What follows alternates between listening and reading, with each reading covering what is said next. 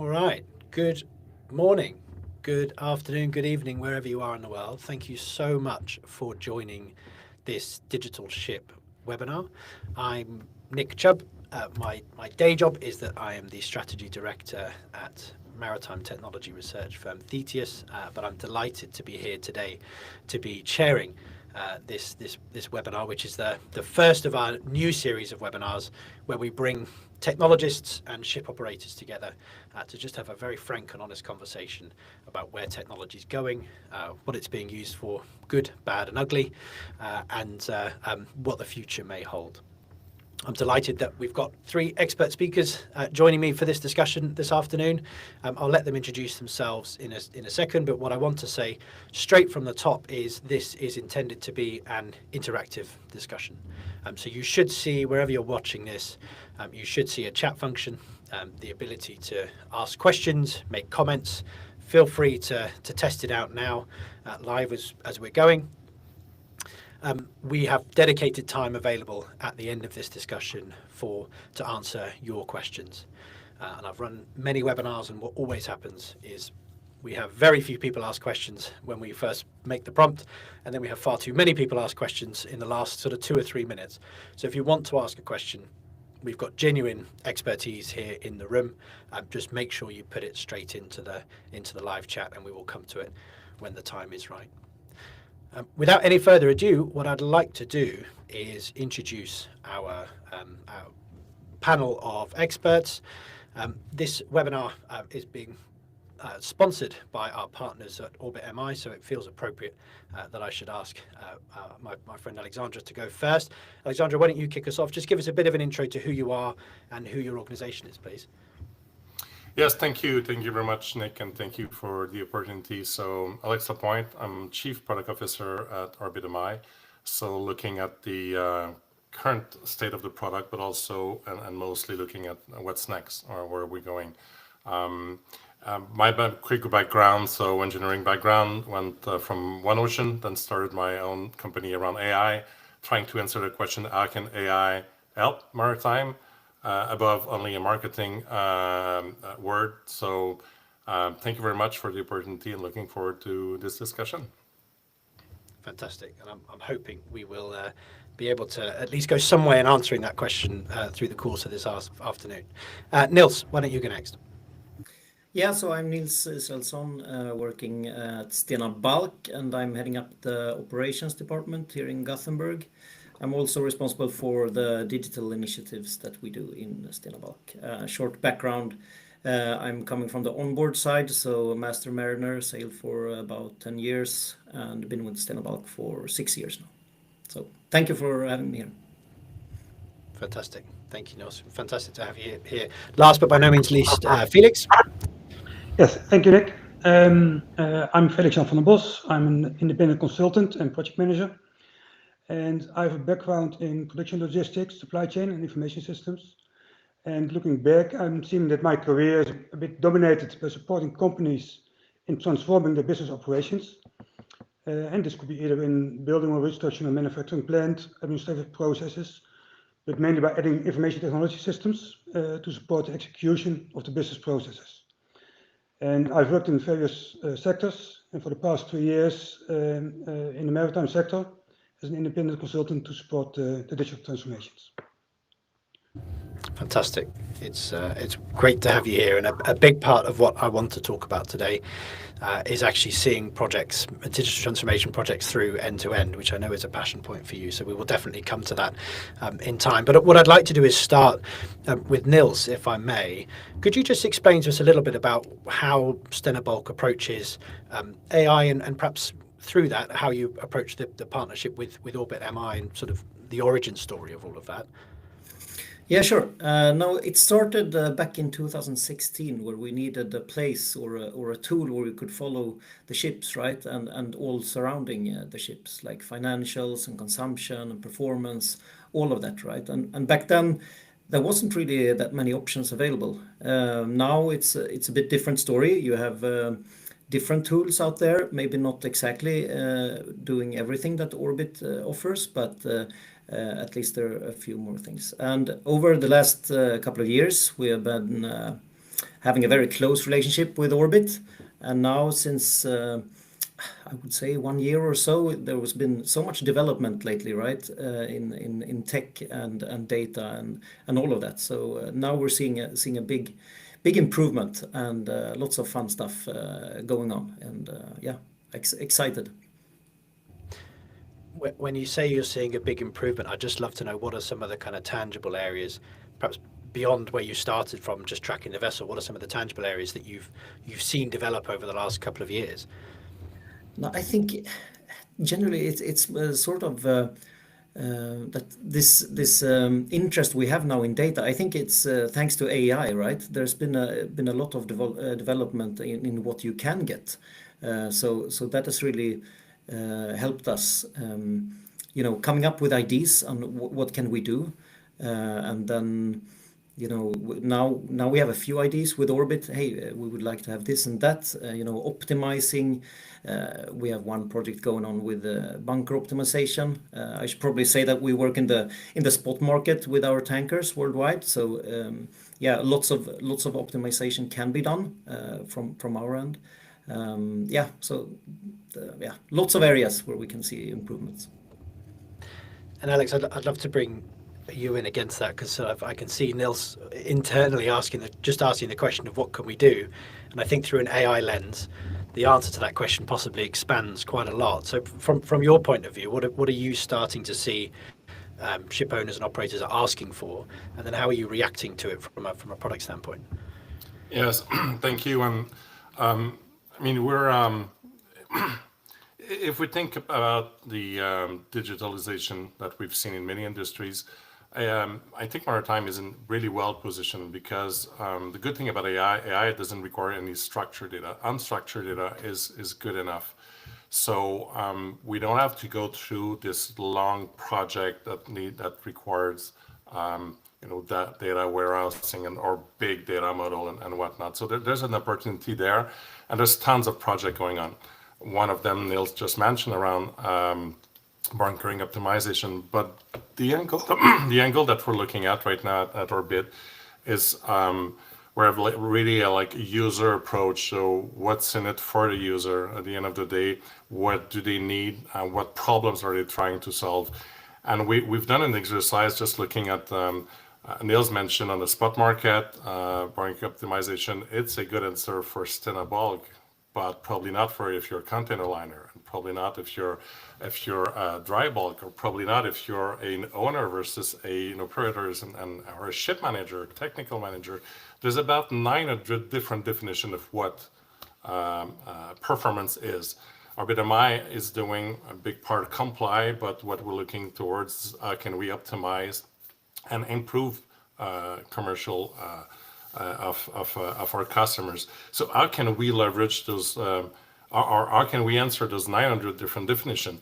So we're seeing a lot of things going on in the market where we're seeing big application with thousands of different functionality, when at the end of the day, our customers are using 3, 4, 5, sometimes 10 functionality. But we're seeing the user being cluttered by either through the same application or through multiple applications.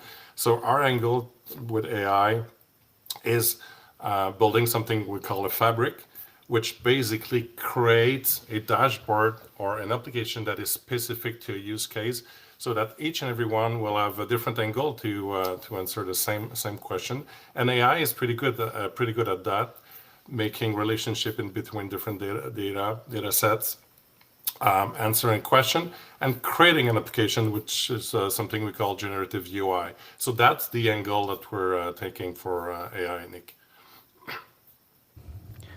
That's the first time I've heard of the term generative UI.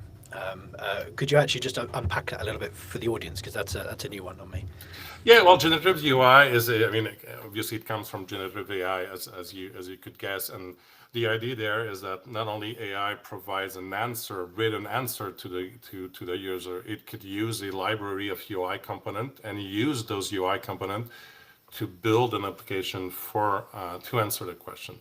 So someone could ask, as a charterer, I'm interested to know what open ship are coming to Singapore in the next 2 days, and then the application can, I will use a map, I will use a table, and I will create a dashboard for that use case. So that's how. So it's not AI who's building the UI, but the AI is using UI component to answer the question.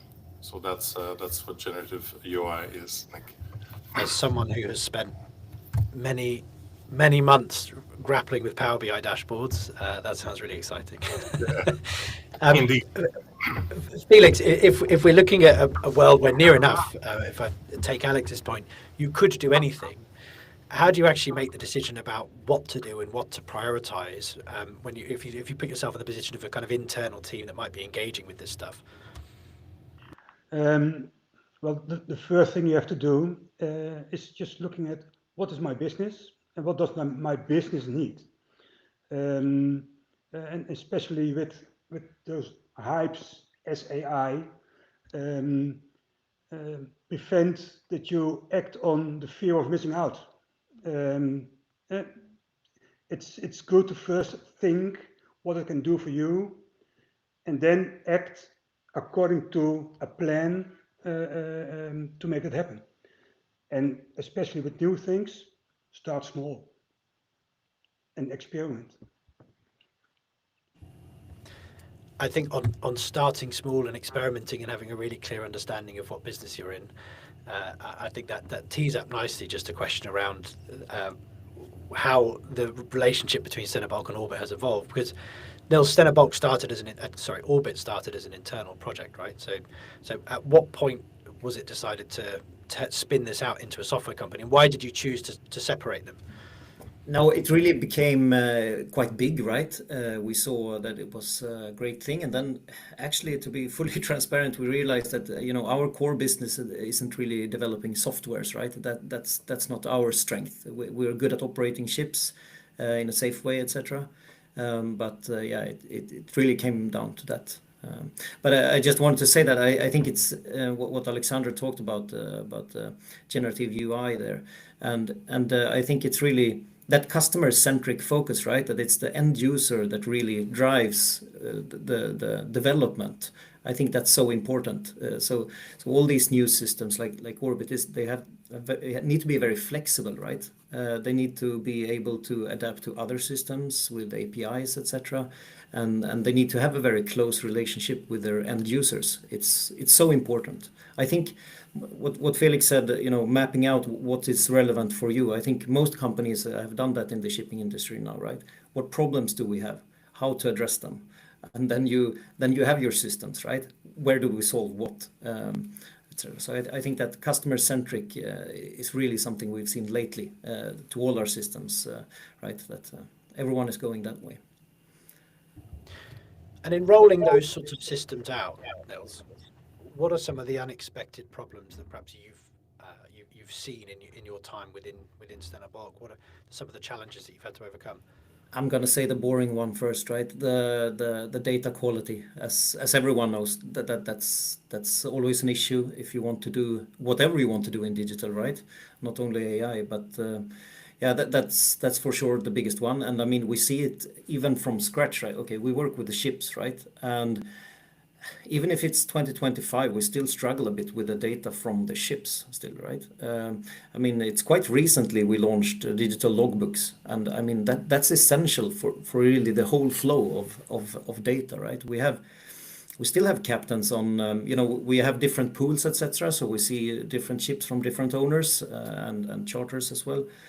So you see that people manually fill in, the daily ROBs, right? The remaining bunkers on board. So they fill that out in 7 different places. And of course, you're going to have data quality for that because they need to send it to charters, to this system, to that system, etc. So it's funny, right? We would like to do so many good stuff, right? But we still struggle a bit on the basic stuff, which is data.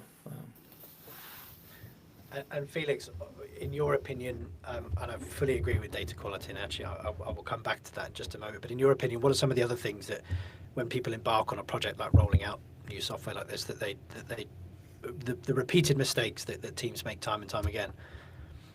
Yeah, first of all, I fully agree with Niels.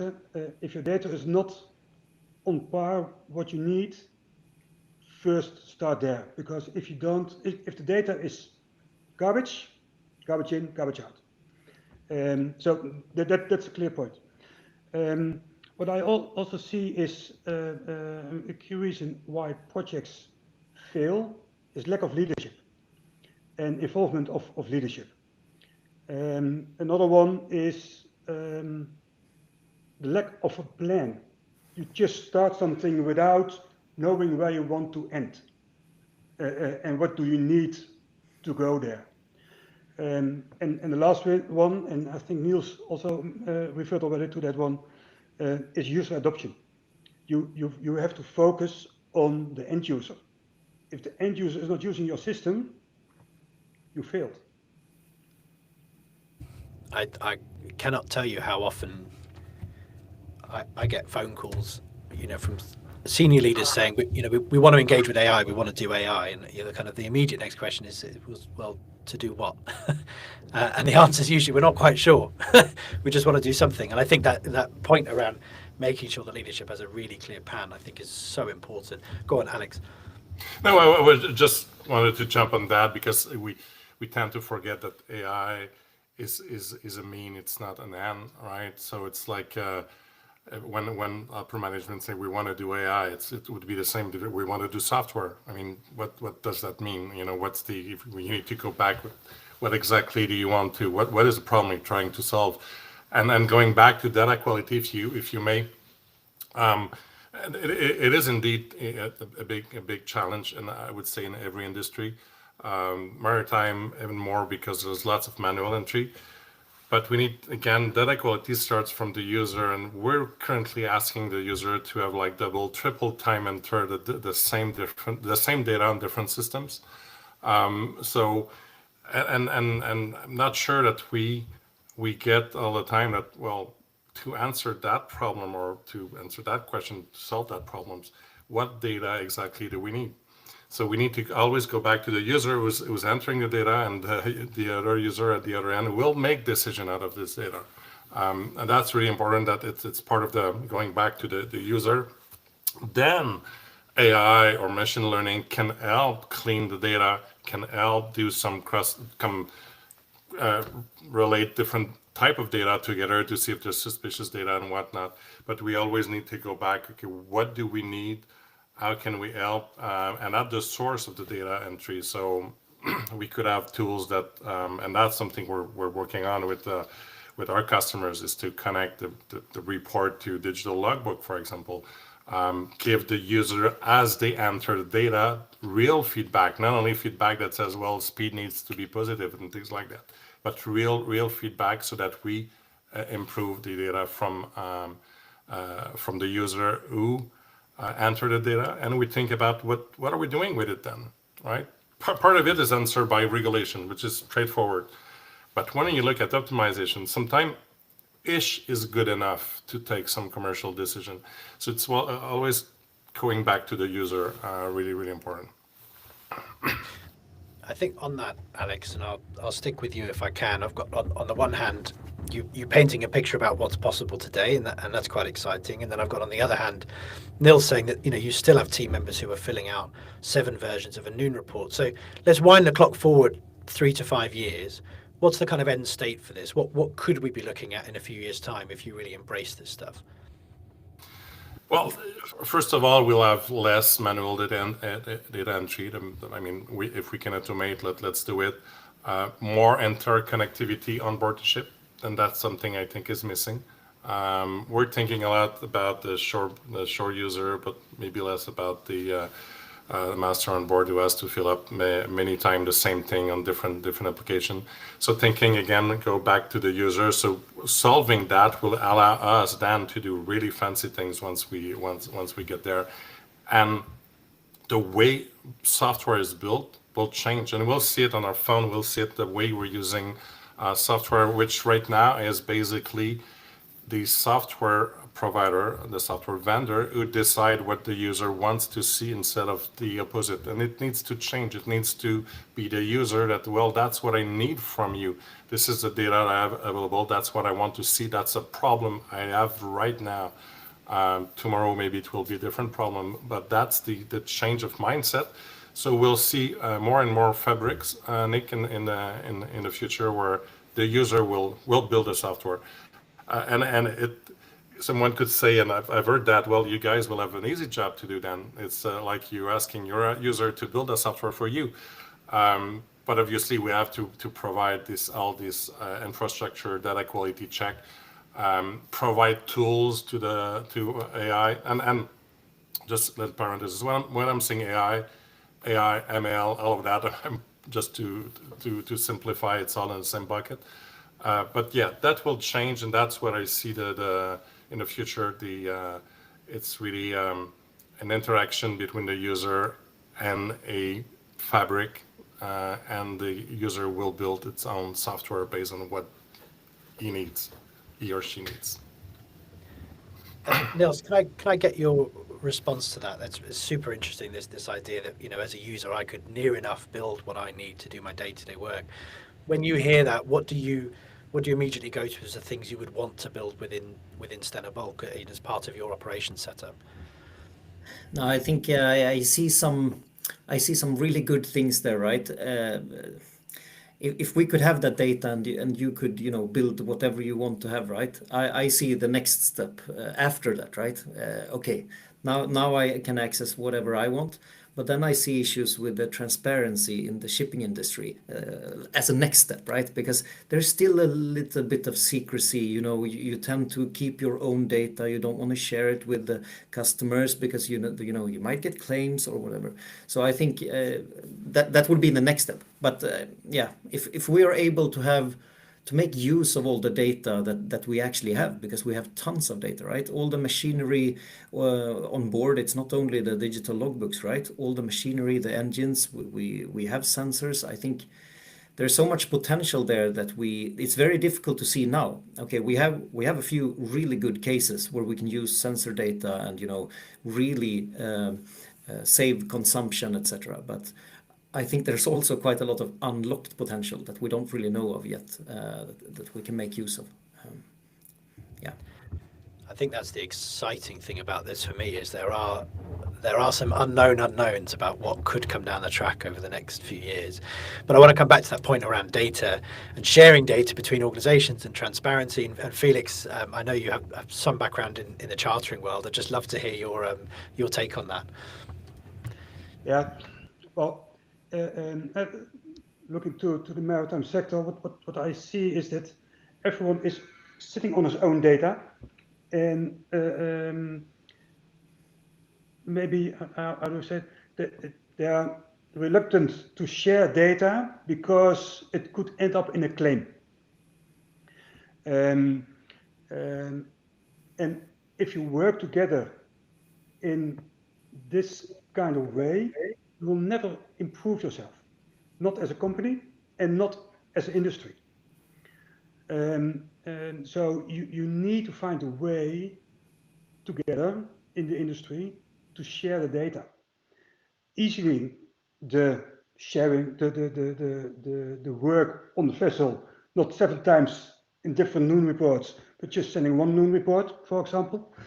But also together lowering costs and lowering emissions and making sure that you have a good future together. Yeah, I think that makes perfect sense. What I'd like to do is actually move on to kind of actually how we get there, and let's really get kind of down to brass tacks. And Niels, I'll come to you with this. All of this requires investment, right? You've got to either commercially buy the software, or you've got to invest in the development. You've got to invest in your own teams to make sure that they can go with you on the journey. When you're thinking about, do we roll out this app or that app, what's how does the business case get constructed internally? How do you actually go about kind of seeking the ROI for this stuff? Because sometimes it can be very difficult to calculate. Yeah, definitely. No, I think you have to have sort of like a venture mindset around this when working with innovation and AI, etc. Like as an example, Stena Bulk, we took a big step roughly 2 years ago and invested quite a lot in this development, upskilling ourselves, and then also really detailing all the problems that we had. So we put them on a scale, business value and complexity, and then we pointed out, okay, these are the ones that we should actually go for. And then that a few of these projects, they will not last. It will not work due to whatever reason, right? But then we will have a few that we keep, which would pay for the whole investment, right? So it's working with innovation is not great, right? Because a lot of managers, etc. You really need to see that ROI even before you start, right? So it's you need to do it in a very structured way, and for that I think top management commitment is really the key. So they are on board that, hey, we need to look into this. It's going to cost us. We don't know exactly where we're going to get from it, but it's worth the investment, right? The interesting thing about that for me is you're building failure into the cost structure, if you like, into the investment. And Felix, I'd love to get your opinion on how you go about getting management buy-in for that and top leadership buy-in, because that can be a difficult sell, right? If you're trying to sell it up in the organization. Yeah, that's really difficult sell, and sometimes top management is not open for it. If top management is looking and managing based on costs, it's a really difficult story. If top management is managing on adding value, then you can have the discussion on, okay, we don't know which of those experiments will deliver in the end the best value, but let's start small, experiment, and decide, yes, we go a step deeper, or no, we skip this one, or we postpone to later. But it is the mindset of the manager, of the top management, which is the first start. If that mindset is only on cost, don't start the discussion. You lose. You won't win it. I think that's wise advice. Alex, I'd be interested to get from you if there were kind of 2 or 3 things, if you were advising a ship owner who was thinking about becoming a client, what are kind of 2 or 3 things they need to get right in the organization first before they start really proactively engaging with AI? What would those kind of foundational things be? Yeah, I mean, one thing about innovation is, quite often when things go bad on our customers, they will cut down innovation team, right? They see that as a cost, which should not be seen as a cost. At the end of the day, innovation is how can we solve problems differently. So always start by the problem. Start by your what are your business objectives? Where do you want to bring efficiency? What are the problems you want to solve? And as I said, AI is a mean. And it doesn't mean that everything needs to be answered by AI, but start by the problem first, start by the user, start by your business objectives, and then working with a partner such as Orbit or other vendors, then looking at those problems and how can we help. Sometimes it could be we don't need to be involved because it's more process improvement on the customer side. Sometimes could be just automation, doesn't mean it's sometimes just software, sometimes just integration is the answer. So AI for me, that's probably it brings new ways to answer a question, to solve problems, but the problems or questions are the same, even without AI. So always start by the problem, start by the user. What are you trying to achieve? And then from that, look at different options. And AI is one of them. And sometimes we're trying to put everything, well, AI will solve everything. AI will change everything. Business objective will stay the same. AI will just help them be more efficient and achieve those objectives. Niels, what's your take on that? Do you agree with that as an approach? Yeah, no, definitely. I mean, if you don't start at the problems, right, then you're gonna be screwed.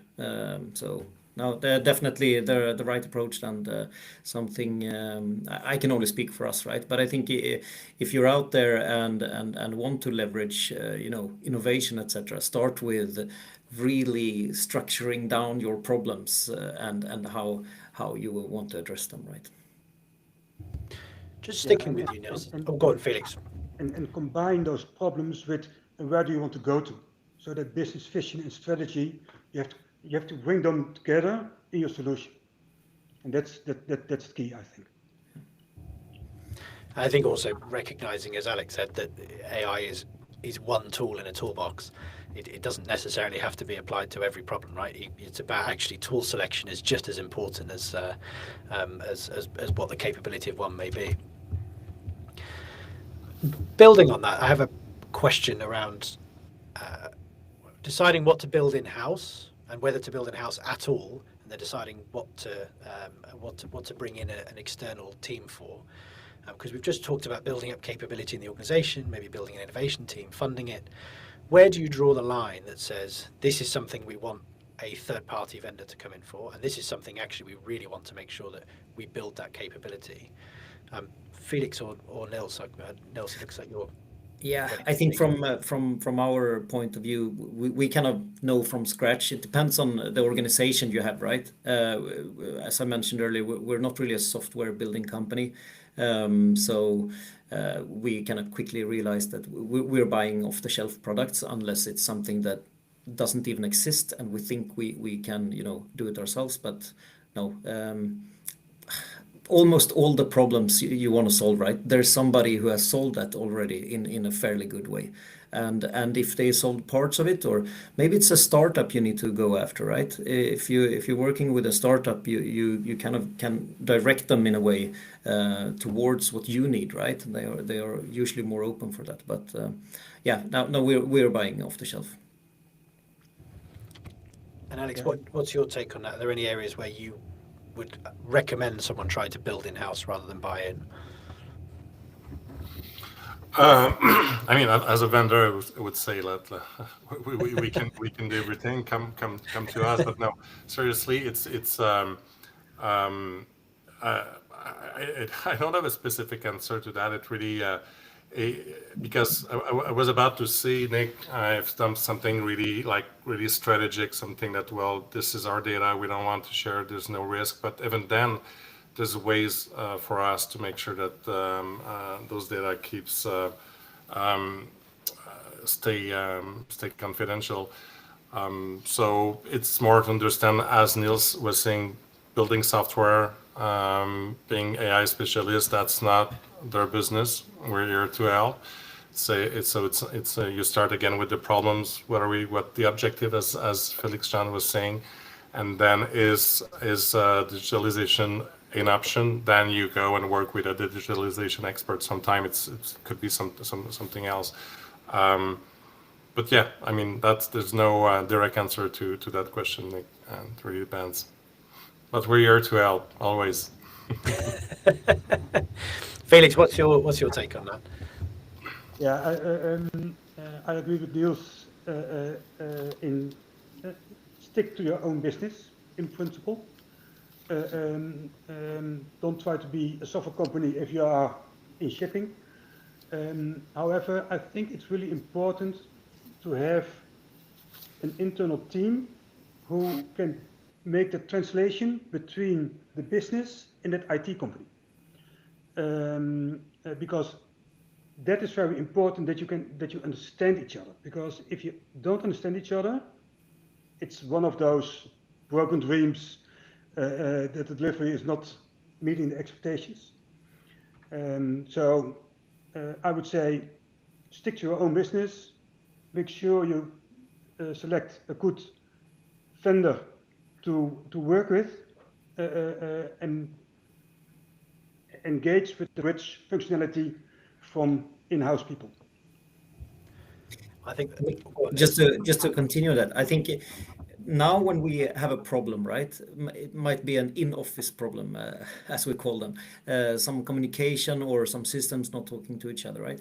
Now I think we're in a very good position in Stena Bulk at least, right? With these new like Orbit, we have Stena, we have a few different portfolio of good systems which are really customer focused and willing to adapt and willing to listen to, hey, how can we help you? What would help you, right? So it's not always you need to go out there and look for something new.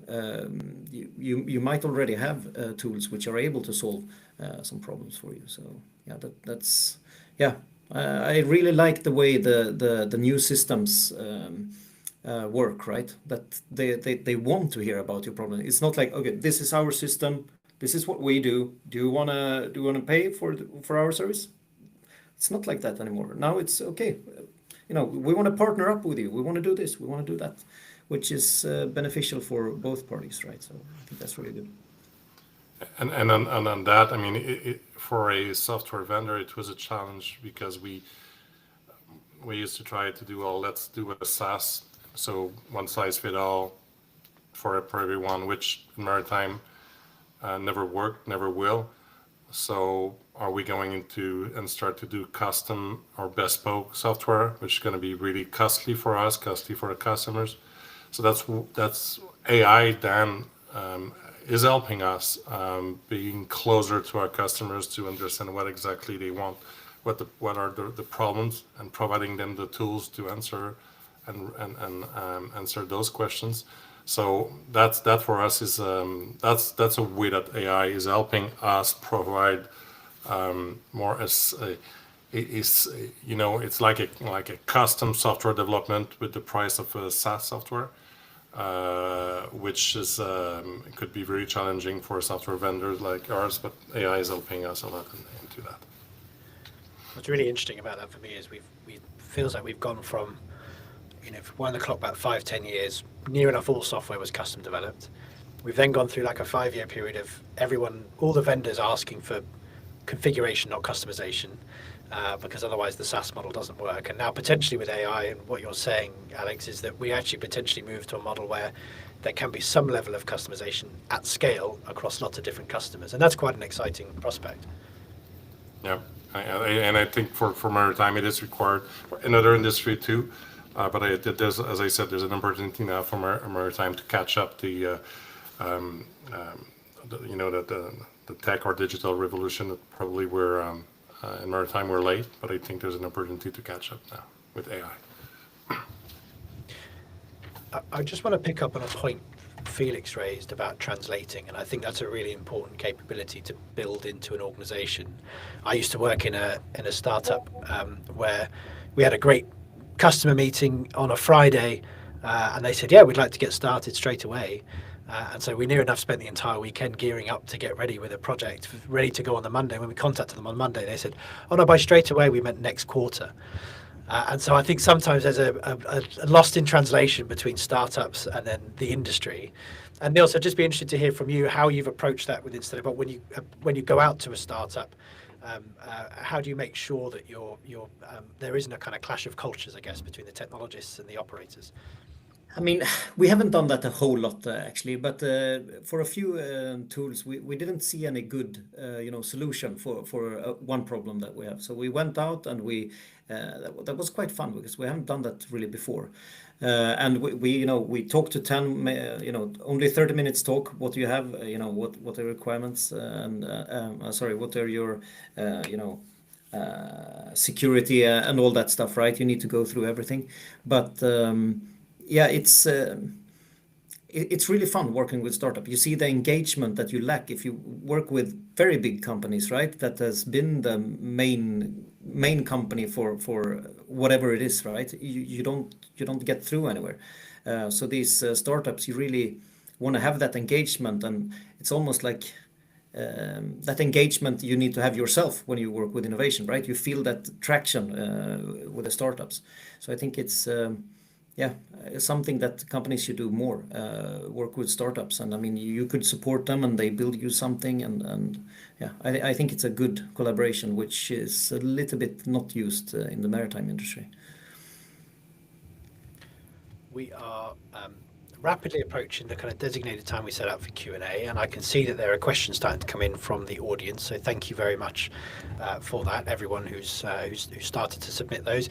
If you want to ask a question to our panel, now is the time to do it.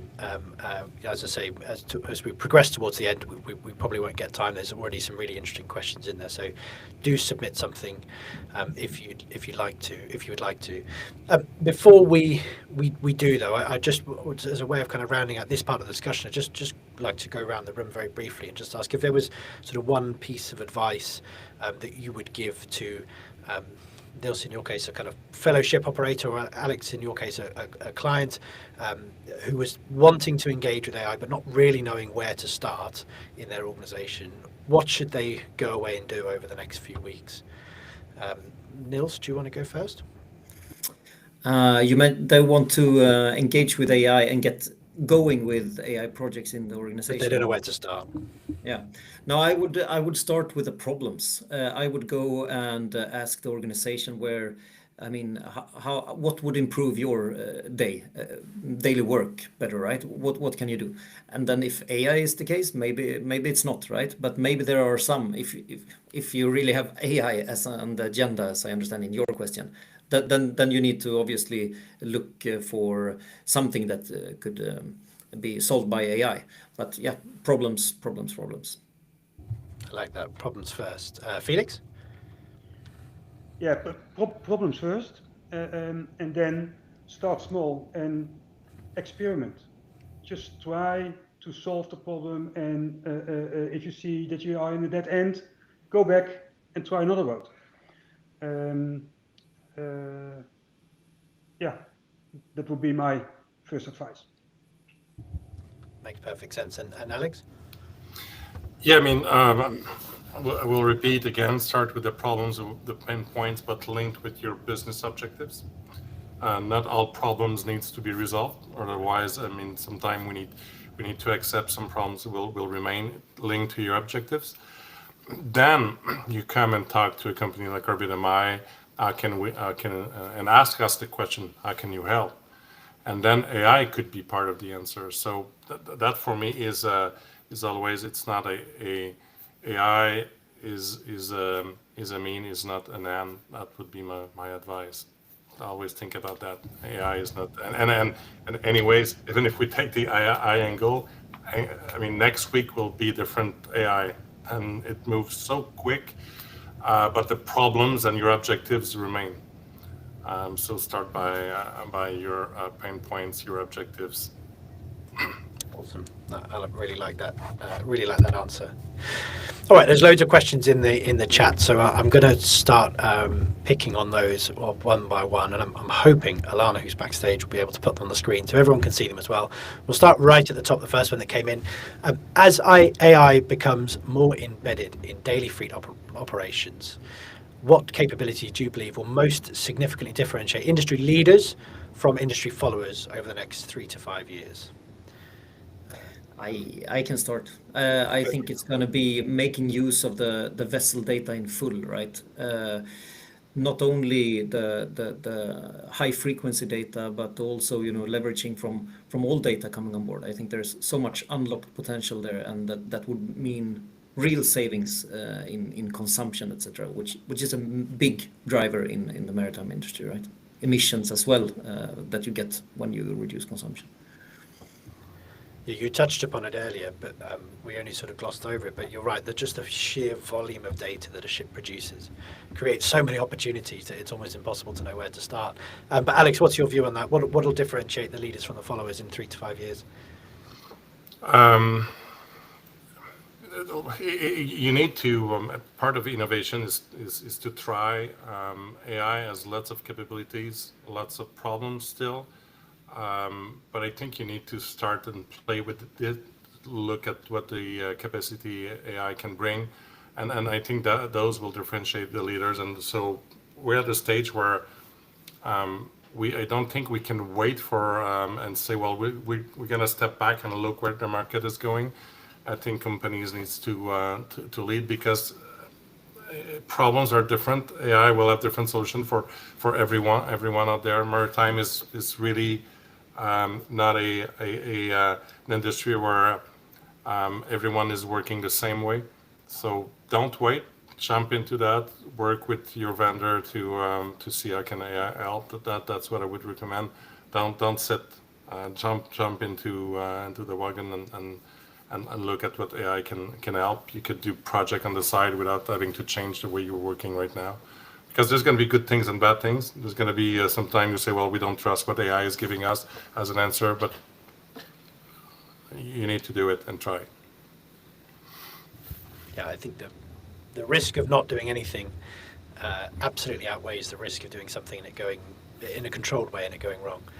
Exactly. Yeah, I agree. And in the end, it will add value to your business. So you have a competitive advantage upon the laggers in your maritime industry, and you have a better profitability. So don't wait, start. Yeah, I think that's a really interesting framing, thinking about it around competitive advantage, because I think you could argue these tools are becoming very common and therefore you aren't able to create a sustainable competitive advantage using AI. But then I guess the flip side of that is those that don't embrace this now, their competitive advantages will be gradually eroded over the next few years. And I think that's probably more dangerous, that kind of decline that you see from companies that don't embrace technology. On that point of jumping in and trying something, to Alex's point around don't wait, one of the questions here is, one of the biggest barriers to AI adoption is organizational culture. How has Stena Bulk approached change management to ensure crews and shore teams trust and actively use AI tools? Nils, I'll send that to you because it was directed at Stena Bulk. Yep. Now, I would say we're still on that journey, you could say. For sure, everyone in Stena Bulk is not utilizing AI to its full potential, right? But I would start with a little bit repeat on what I said earlier. Top management is really essential to get on board. There will be some resistance in the beginning, I think. But, you shouldn't expect that change happen over one day either, right? As an example, about 1 year ago, we launched an LLM internally here, which the aim is that it could answer more or less everything that we work with, right? And at first, people were reluctant, but now looking at the statistics, people use it quite a whole lot, right? And saving time. So that's a tangible, saving right there.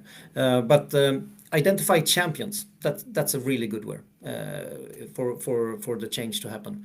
And you need engagement. Hey, you cannot just say, "Hey, we got this tool, try it out." You need to show engagement, almost like one by one-on-one, right? Because it's so important that they feel that they're heard of, etc. There's so much stuff you can do on the organizational change.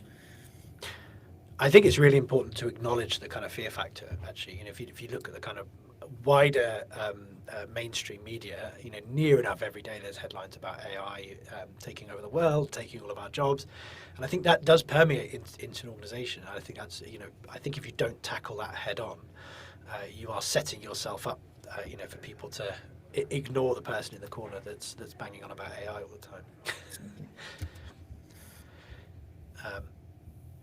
Question here: AI in voyage and fleet ops is non-deterministic.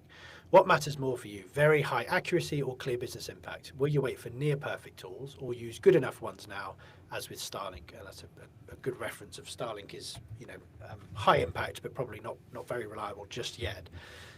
Who wants to come in on that, Felix or Nels? I would say don't wait for the perfect tool, because every day, the next day, there will be something better. So you have to start now with a good one, and selecting the one where you think that is still developing with you on your journey. No, I agree. I can recall a couple of cases where People started interacting with the LLMs, right? Free version, wanted to learn and everything like that. We were at a point, hey, should we release this? We're not really ready for release. We haven't, done the full study yet, but yeah, we need to release something because that will be better in the long run. So they engage with the right tool, the secure tool as well, right? So yeah, I think it's better to start with something than rather than wait for the perfect.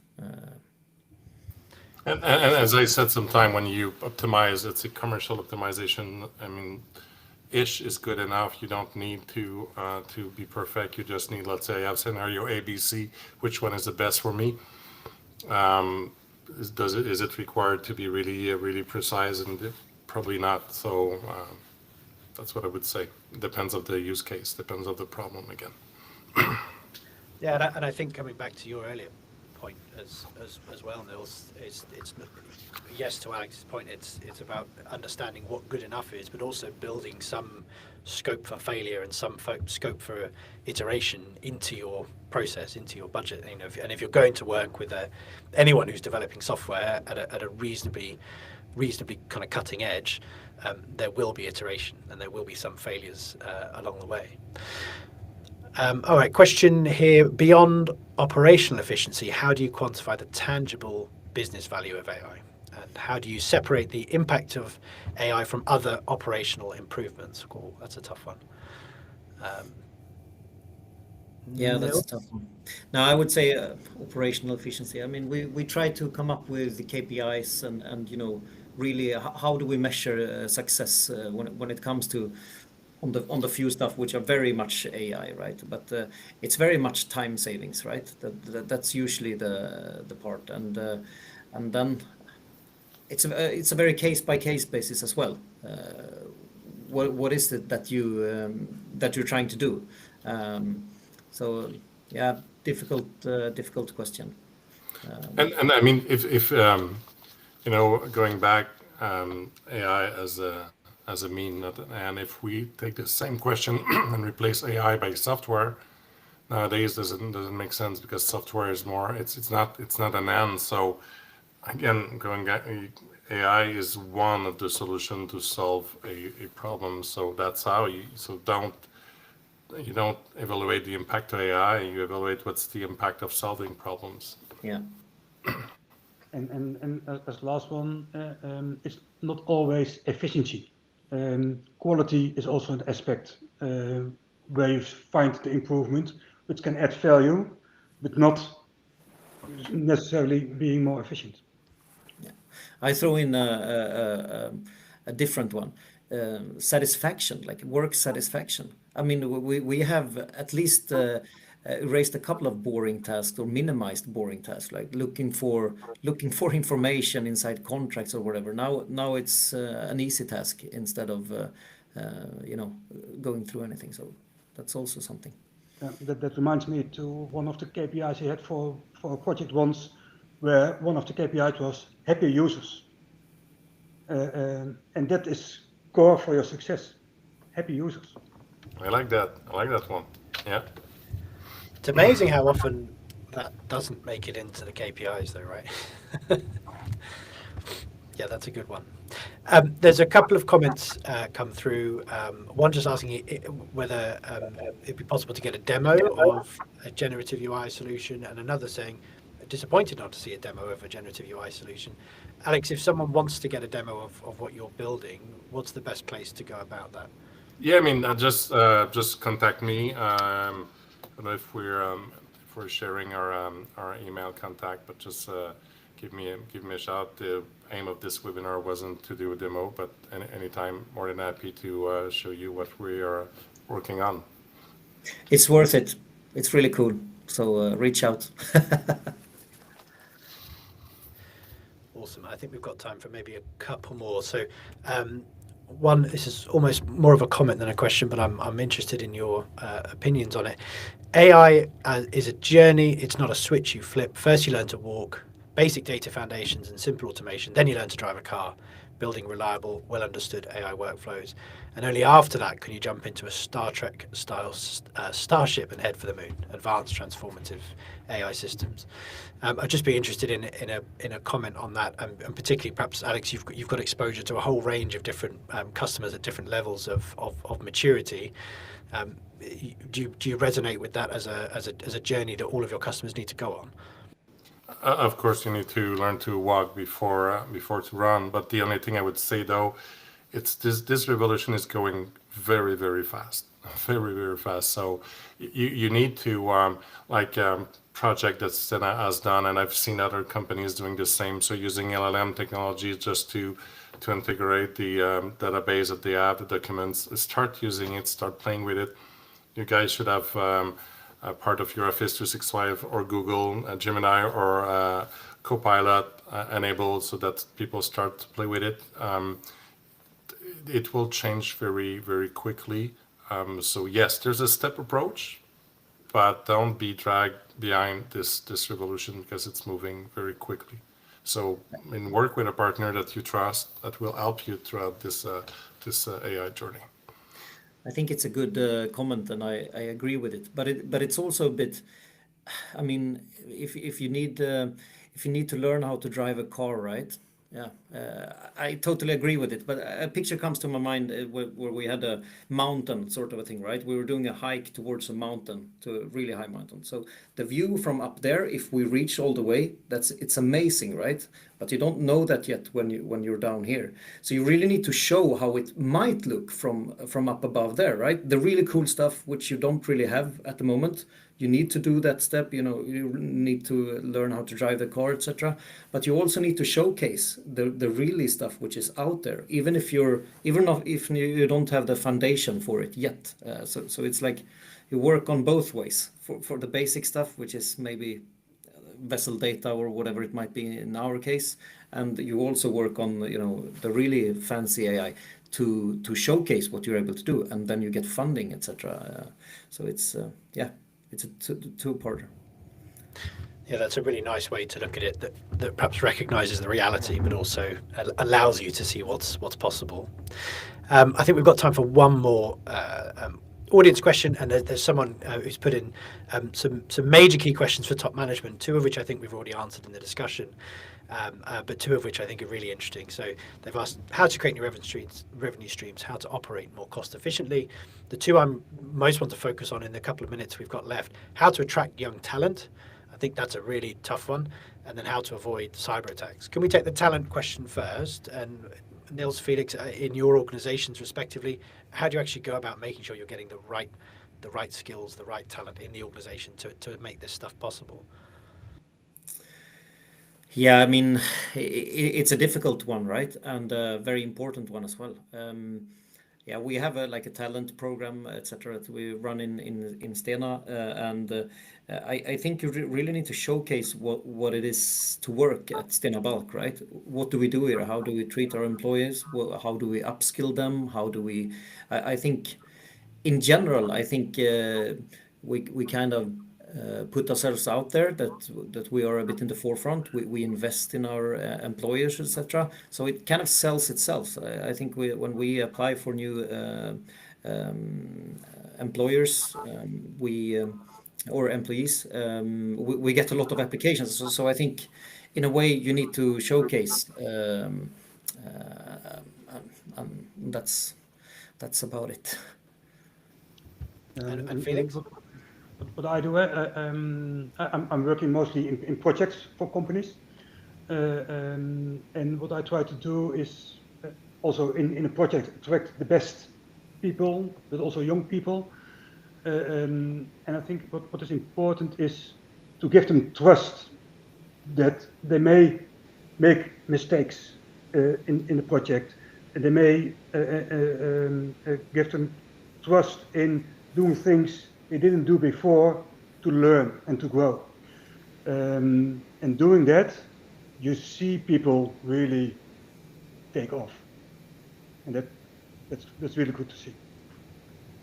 And finally, Alex, what's your take on the talent question? Yeah, I mean, the funny thing, we met with a customer last week in Singapore, and and we're talking about the use of the application, user's guide, and videos that we were doing. And they were like, at the end of the day, we agreed that can we do like TikTok long video in order to learn the software. So I mean that's part of the new generation. The attention spans really really small. So it's funny. Things are changing. So we just need to adapt. And instead of fighting to say no, we're doing the user's guide, just go through it. They won't. But it's funny. Those TikTok long video that we're currently are working on for the use of our software. So it's funny. You've stumbled into one of my favorite topics, but unfortunately we're out of time. We could have a whole session on that, and we could also have a whole session on cybersecurity. Yes. It's on me to wrap this up in some way. I think my major takeaways are: first, start with problems. Always take a problem first approach. Then look for the right tools, and AI may or may not be the answer to your question. And then identify the champions in the organization before you start to roll out. I think if you can do those three things, I think you'll set yourself up for success in the best way possible. Alex, Felix, and Nils, thank you so much. This has been a hugely insightful conversation. Thank you so much to our partners at OrbitMI for enabling this conversation to take place in the first place. And thank you to everyone who was listening, and particularly those of you who asked such insightful and interesting questions. I am afraid we're out of time. We will catch you on the next one, whenever that is. But thank you to all of you for being here and being part of that discussion. Have a wonderful day.